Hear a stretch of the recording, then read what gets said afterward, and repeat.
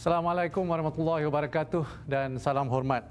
Terima kasih kepada semua kerana bersama dengan saya pada hari ini.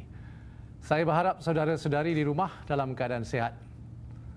Kita sekarang dalam fasa ketiga PKP. Alhamdulillah, berdasarkan pengumuman terkini Kementerian Kesihatan, kita boleh mula nampak tanda-tanda pulih hasil pematuhan PKP. InsyaAllah, moga kita semua terus tabah dalam tahap kritikal ini dan terus memainkan peranan masing-masing untuk memerangi COVID-19. Saudara dan saudari yang dikasihi, pada hari ini saya ingin berkongsi laporan kedua status pelaksanaan pakej prihatin. Ada 3 perkara utama yang ingin saya sampaikan. Pertama kali, saya ingin memberi fokus kepada status pelaksanaan bantuan yang berkaitan dengan matlamat kedua prihatin, iaitu sokong perniagaan, dan juga matlamat ketiga prihatin, berkukuh ekonomi. Perniagaan terutamanya yang dijalankan oleh perusahaan kecil dan sederhana ataupun PKS serta perniagaan mikro, ini merupakan tunjang kepada pertumbuhan ekonomi negara. Dengan sumbangan hampir 40% kepada KDNK dan menjana lebih 7 juta pekerjaan, kerajaan amat komited untuk menyokong perniagaan dalam keadaan yang mencabar ini. Saya faham bahawa ramai rakyat mungkin kehilangan pekerjaan jika PKS tidak mendapat bantuan yang sewajarnya. Ini adalah keadaan yang kita mesti elak. So, izinkan saya berkongsi status pelaksanaan beberapa inisiatif di bawah matlamat ini. Pertama sekali adalah berhubung dana pinjaman mudah PKS di bawah kelolaan Bank Negara Malaysia.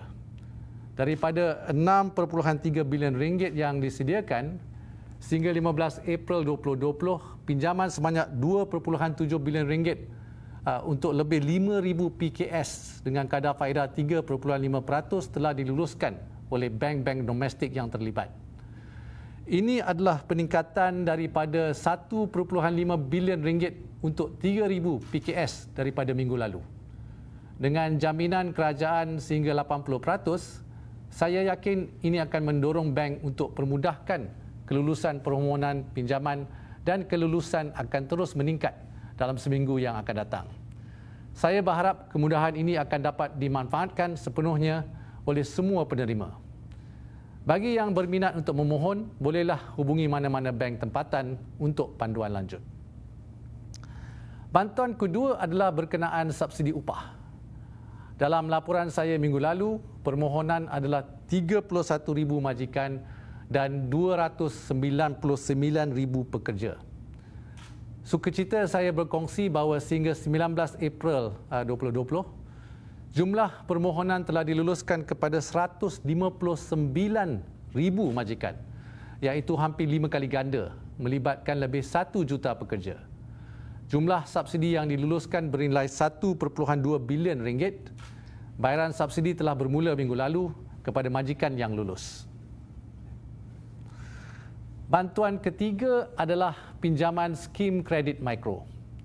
Daripada 700 juta ringgit peruntukan yang disediakan kepada BSN dan Tekun ditawarkan pada kaedah faedah 0%, ini sehingga 17 April 2020 lebih 45 juta ringgit diluluskan untuk 1,500 perniagaan mikro. Daripada keseluruhan perniagaan mikro yang telah menerima kemudahan ini, hampir 900 perniagaan adalah di bawah skim Bank Simpanan Nasional dan lebih 600 di bawah Tekun Nasional. Saya berharap lebih ramai peniaga mikro akan memohon dan mereka boleh menghubungi BSN dan Tekun Nasional untuk bantuan yang diperlukan. Bantuan keempat adalah geran khas prihatin, khususnya untuk perniagaan mikro. Permohonan akan dibuka mulai 1 hari bulan Mei 2020 dan diuruskan oleh lembaga hasil dalam negeri. Perniagaan mikro yang layak akan mendapat RM3,000 setiap satu. Pada kesempatan ini juga, saya ingin memaklumkan bahawa perkhidmatan nasihat majikan ataupun Employer Advisory Services di bawah KWSP akan dibuka untuk permohonan mulai 24 April 2020. Antara perkhidmatan yang ditawarkan adalah untuk PKS yang layak untuk menangguhkan caruman majikan KWSP. Saya berharap majikan akan mendapat sokongan yang sewajarnya daripada KWSP demi kelangsungan perniagaan. Kerajaan menjangka nilai kemudahan EAS ini adalah sebanyak 10 bilion ringgit dan akan membantu majikan dari segi aliran tunai dan pengurangan kos operasi dalam jangka masa PKP dan juga selepas PKP untuk kemampanan perniagaan. Saudara dan saudari yang dikasihi, perkara kedua yang ingin saya kongsi adalah berkenaan status pelaksanaan langkah di bawah matlamat pertama prihatin, iaitu lindungi rakyat. Pertama sekali adalah berkenaan bantuan prihatin nasional ataupun BPN. Pada 17 April, kemudahan menerima pembayaran BPN secara tunai telah dibuka dan cawangan-cawangan BSN juga dibuka pada hujung minggu lalu untuk memudahkan penerima tersebut. Ia dikhususkan kepada lebih kurang 400,000 rakyat Malaysia daripada golongan berpendapatan rendah, ni B40, yang tidak ada akaun bank berdaftar dengan LHDN. Bagi yang belum mendapat bayaran tunai tersebut, jangan risau kerana kemudahan ini dibuka sehingga 31 Disember 2020. Saya amat tersentuh hati melihat pegawai-pegawai BSN yang bertugas dengan penuh dedikasi. Ada yang membantu mengambil cop jari di dalam kereta ahli keluarga yang menerima BPN yang tidak boleh berdiri atau berjalan. Ada yang menyediakan kerusi kepada mereka yang penat beratur supaya ini memberi keselesaan. Dan ada yang memberi air mineral secara percuma kepada mereka yang menunggu giliran. Pada kesempatan ini, saya ingin merakamkan penghargaan kepada pegawai BSN kerana menjalankan tugas dengan penuh amanah. Terima kasih kami kepada BSN dan juga LHDN merupakan yang nadi kepada kejayaan pelaksanaan BPN. Tidak dilupakan juga anggota polis dan juga ahli rela kerana memastikan penjarakan sosial dan arahan keselamatan dipatuhi. Terima kasih.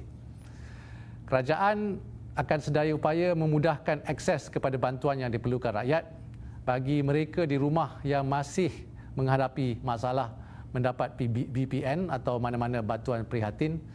Bolehlah hubungi unit laksana di talian hotline yang disediakan atau melalui email di mk@treasury.gov.my atau prihatin@treasury.gov.my. Dalam jangka masa panjang, kerajaan akan memastikan institusi perbankan negara terus ditingkatkan untuk usaha memastikan setiap lapisan masyarakat mempunyai akses kepada akaun bank. So we must protect and serve the unbanked and the underserved. So let us explore digital solutions to overcome this challenge. Saya juga ingin berkongsi sedikit perkembangan terkini pelaksanaan BPN. Sehingga 19 April 2020, sebanyak 480 juta ringgit telah dikredit ke dalam akaun bank 1.2 juta penerima BPN golongan M40. Secara keseluruhannya, di bawah fasa pertama BPN, lebih 5.2 bilion ringgit telah dibayar kepada 7.6 juta penerima. Fasa kedua pembayaran dijangka bermula pada bulan Mei 2020. Selain itu, saya percaya ramai rakyat yang bertanya, bilakah permohonan baru dan rayuan BPN akan diumumkan? Saya berharap saudara-saudari di rumah dapat bersabar sedikit lagi sehingga 20 April 2020 ni, lebih 3 juta permohonan baru dan rayuan telah diterima. Pegawai di LHDN sedang berusaha sedaya upaya untuk mengesah dan menyemak maklumat. InsyaAllah bayaran untuk saudara-saudari akan dapat dibuat pada bulan Mei yang akan datang. Ini bagi untuk pemandu e-hailing pula. Bayaran sebanyak RM500 seorang kepada lebih kurang 90,000 pemandu e-hailing akan bermula pada 20 hari bulan April. Bagi langkah iLestari yang di bawah KWSP, sehingga 17 April ini, 2.8 juta permohonan telah diterima dan hampir 1.5 juta permohonan telah pun diluluskan setakat ini. Ini tambahan lebih 300,000 permohonan daripada minggu lalu. Kesemua ini melibatkan jumlah pengeluaran sebanyak 702 juta ringgit untuk bulan Mei 2020. Di bawah KWSP juga, caruman bulanan pekerja yang telah dikurangkan daripada 11% kepada 7%.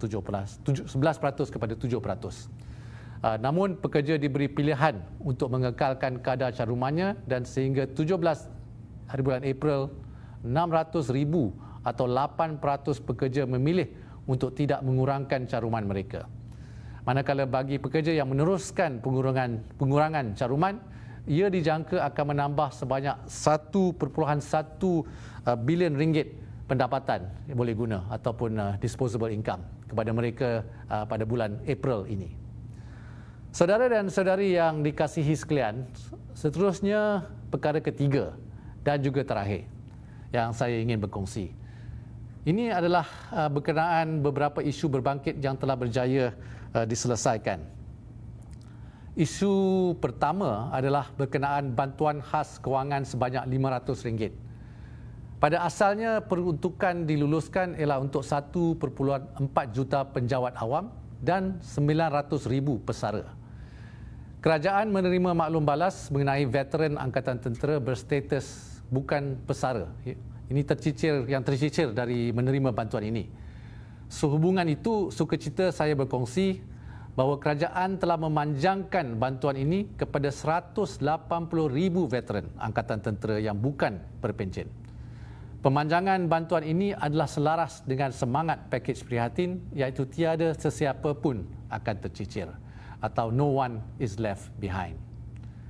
Isu kedua adalah berkenaan allowance bulanan khas untuk petugas barisan hadapan.